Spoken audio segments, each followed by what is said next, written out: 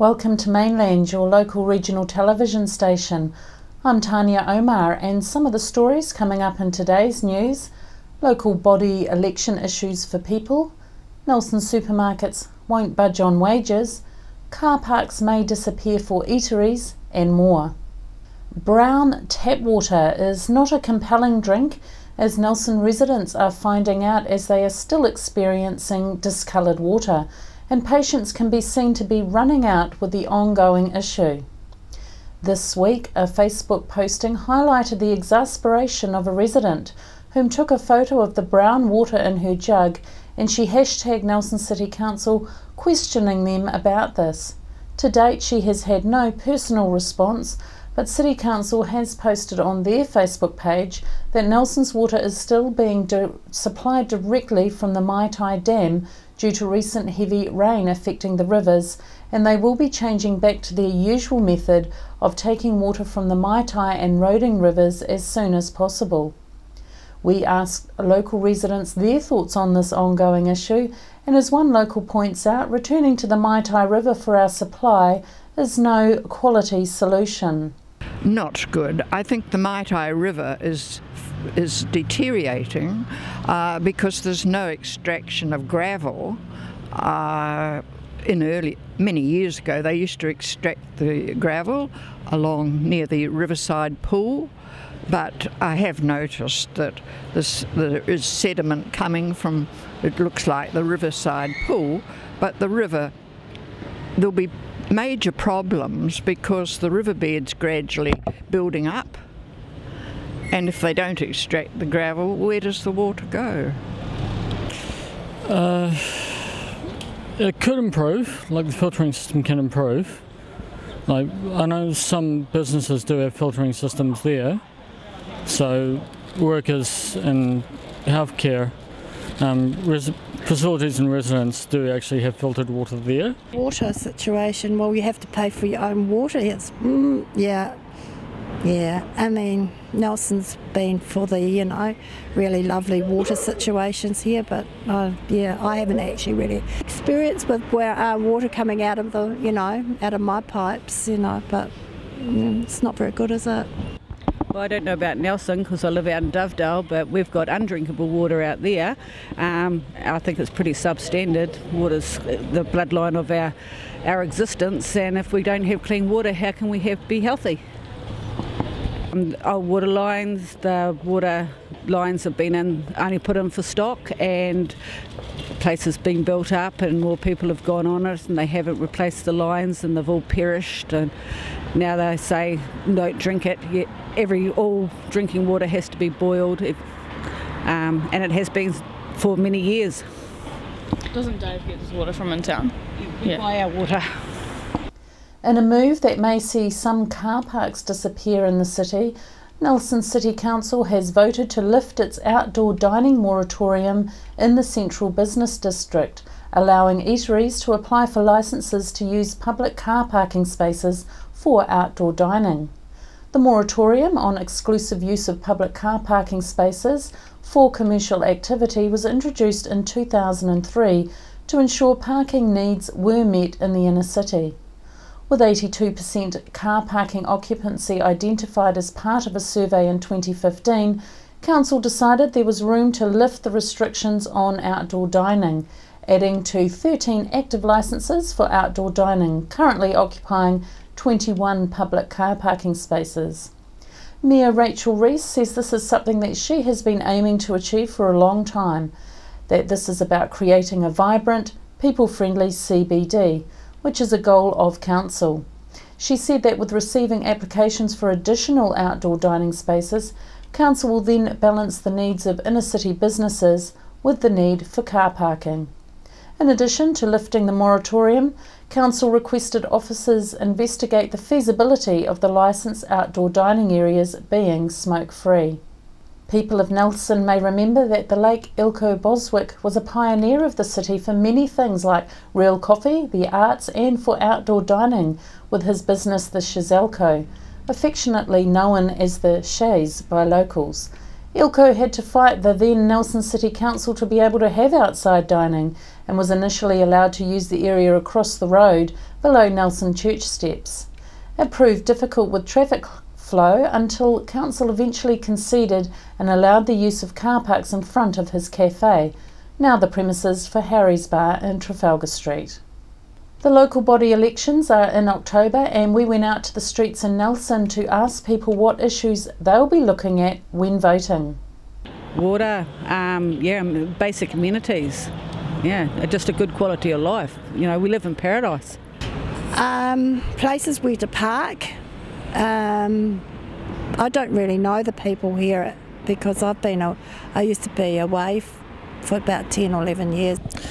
I'm actually undecided on that right now. At the moment, a change in the councillors in Nelson. When asked about council funding for a gondola study, this was the reaction. Rubbish. I think that's just ridiculous. They can't cope with the footpaths in Nelson, and there's more essential things, I think, in Nelson than a gondola. Well, council goes and gives a lot of money to any situations, but I think sometimes the council doesn't actually think things through. You've got the likes of Saxton's pavilion there, and I think that's a muck up at the moment. And now they're trying to do up the Trafalgar Centre. Was there for the netball not long ago, and I think it's a bit of an eyesore, really. I thought the private sector would do their own sort of funding instead of having to use the council. Well, that's just my thought anyway. It's official. The average New Zealand household was worth $289,000 in the year to June 2015, Statistics New Zealand announced on Tuesday this week. However, wealth was not evenly distributed, with the top 10% accounting for around half of the total wealth. In contrast, the bottom 40% held 3% of total wealth. Labour Market and Household Statistics Senior Manager Diane Ramsey said that while some people have high net worth, around 5% of households have a negative net worth, which means they owe more than they own. Overall, New Zealand households owned $400,000 in assets and owed $51,000 in debt on average. The most valuable asset was the house the household lived in, which made up 59% of all non-financial assets. 1 in 2 households owned the house they lived in. Housing also contributed to the most to debt levels. Mortgage debt was over 60% of household liabilities. Ms. Ramsey said nearly 3 in 5 New Zealand households living in their own home had a mortgage, with a median mortgage value of $172,000, and that overall, for every $1 of assets they have, New Zealand households have 12 cents of debt. Median net wealth differs across ethnic groups. European people had an individual median net worth of $114,000, Asian people $33,000, Māori people $23,000, and Pacific people $12,000. Young people aged 15 to 24 had the lowest individual median net worth of any age group, just $1,000. Most young people have not yet accumulated assets, but do have debt, most commonly from their education loans. More than 6 months after the union representing retail workers started recruiting members at New World Nelson and Pack and Save Richmond, the local owners of the 2 supermarket giants are digging in their heels and refusing to negotiate fair pay for supermarket workers. First Union's Nelson-based organiser Rachel Boyack said they're frustrated with the owners' hardline refusal to even discuss pay rates, let alone include them in a collective agreement with our members. Boyack claims the owners are sticking to their employer advocates' comments earlier in the year that South Island workers should be paid less than their North Island counterparts. Supermarket workers in unionised North Island stores are paid approximately $2 more per hour than South Island supermarket workers. Next week, First Union is taking the owners to the Employment Relations Authority to test whether their refusal to negotiate better pay is legal. Many of us missing those cold but blue sky winter days are probably still wondering when winter will really arrive. Well, NIWA's long-term 7-station temperature series have indicated that the first 6 months of 2016 are set to be the warmest on record. The 7-station series is a composite of long-term temperature measurements across the country, with one based in Nelson, Auckland, Masterton, Wellington, Hokitika, Lincoln and Dunedin, with records dating back to 1909. There have been numerous temperature records broken or nearly broken during 2016. New Zealand is experiencing June temperatures more than 1 degree Celsius above average. Dr. Mullen of NIWA said that if these mild conditions continue for the next couple of days, January through to June 2016 will end up at above 1.3 degrees Celsius, in clear first place as the warmest first 6 months of the year on record. NIWA say there is no possibility of a cold snap sufficiently large enough that will push 2016 out of the first place. These exceptionally warm conditions are a consequence of two factors. These two factors are important. Sea surface temperatures in the Tasman Sea are exceptionally warm, and there's been more northerly flow than usual over New Zealand so far this year, according to Dr. Mullen. 1938 was the most extreme year of enhanced northerly airflow since pressure records began in 1896. This year, 2016, also had more northerly than normal, but nowhere near as extreme as 1938. Global warming has elevated temperatures regionally such that even with less northerly airflow, 2016 temperatures surpass those of 1938. Two holiday parks from the top half of the South Island have taken out national awards for their upgrades. Kaiteriteri Beach Camp was the one from our region, named as winner of the Resco Best Upgrade Award over $100,000, while Hamness Springs Top 10 Holiday Park won the under $100,000 upgrade category. Holiday Accommodation Parks Association of New Zealand Chief Executive Fergus Brown said that the $6 million Kaiteriteri Beach Camp has brought the facilities up to international standard. The annual Holiday Park Awards were held during the Holiday Park Sector's annual conference, attended by about 300 Holiday Accommodation Parks Association of New Zealand members. After the break, we'll bring you the latest weather update and some events and happenings coming up from around the region. World War I was a defining period in our history, impacting greatly on the lives of people from the Nelson province. Memories of the First World War is an exhibition which will be displayed in a number of regional venues and is currently on at the Nelson Provincial Museum. We're the team at JCar, right here in Nelson, 120 Hardy Street. Our shop is full of electronic items, including security alarm systems, electronic components, solar and power, electronics toys,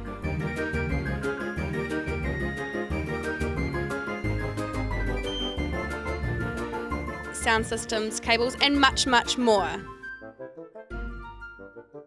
JCar. 120 Hardy Street, Nelson.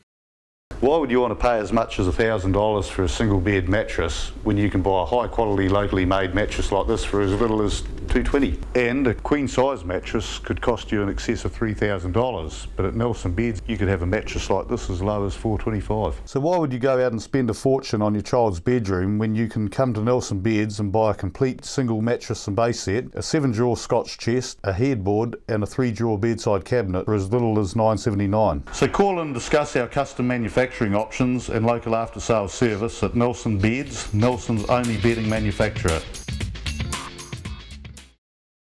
Hi there, Julian Toon, Waimea Telecommunications. We install and maintain domestic and commercial satellite TV, UHF Freeview and Mainland TV installations in the Nelson, Tasman regions.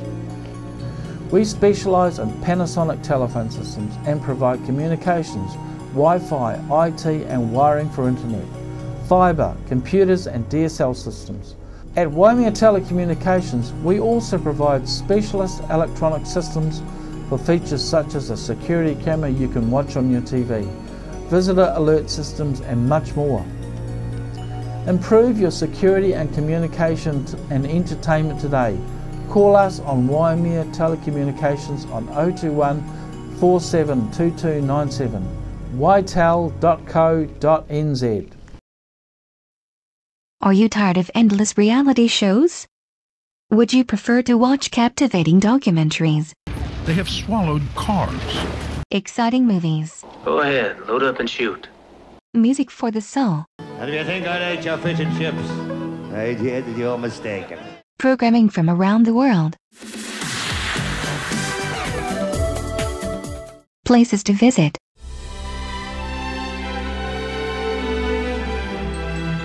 Local news and views. I'm Graham O'Brien and today's bulletin. Do you want to change the flag? No, I don't want to change the flag. Stay tuned to Mainland TV, your local station. Nelson Tire Center. Great prices, great service. Buy your own Bryford trailer. All types, all sizes. See Colin Douglas for your tires and batteries.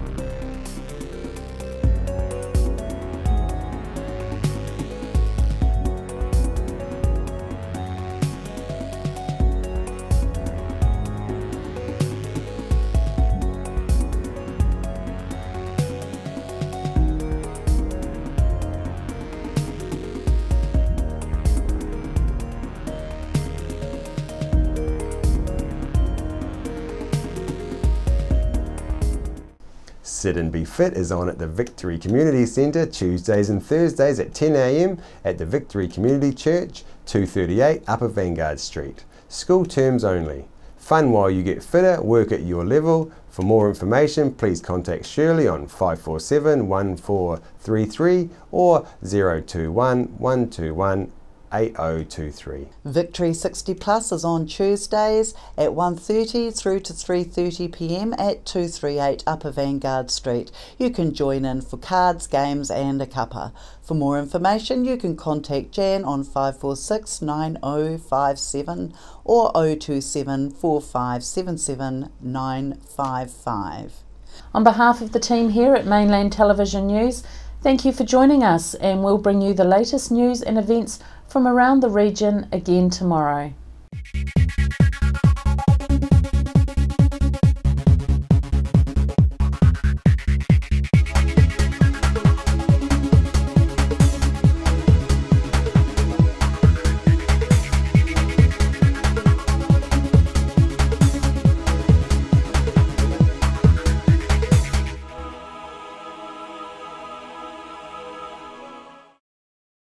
Supporting local content so you can see more of New Zealand on air.